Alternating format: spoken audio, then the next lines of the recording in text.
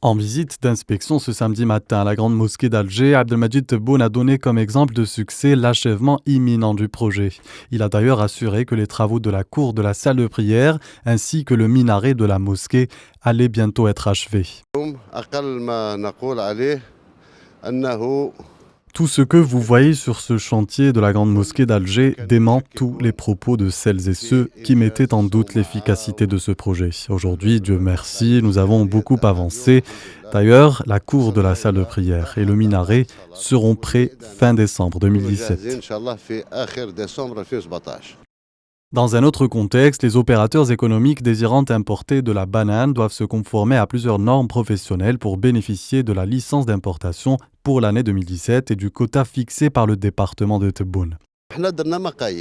Nous avons établi des normes d'importation pour toute personne souhaitant importer du matériel, congélateur ou autre, du matériel de refroidissement ou pour conserver ses aliments, qu'elle le fasse selon les normes européennes, sinon s'abstenir. Réagissant aux spéculations autour de la flambée des prix des fruits et légumes, dont la banane, et la polémique sur la pomme de terre qui a enflammé la toile, le ministre a mis les points sur les i. Pour ce qui est de la pomme de terre, en réalité, il s'agit d'un groupe bien précis. On nous a informé qu'il y avait un groupe de personnes. Ces personnes ont stocké 21 000 tonnes de pommes de terre à Ain Defla et dans d'autres régions du pays. Et ces personnes concernées ont tous les moyens de conservation de leurs aliments.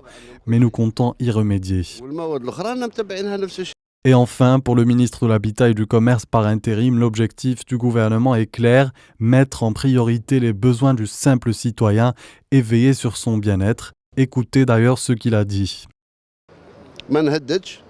Je ne vais pas aller jusqu'à menacer, mais je suis prêt à employer les méthodes nécessaires pour punir. Attention, attention et attention si vous touchez aux besoins du citoyen.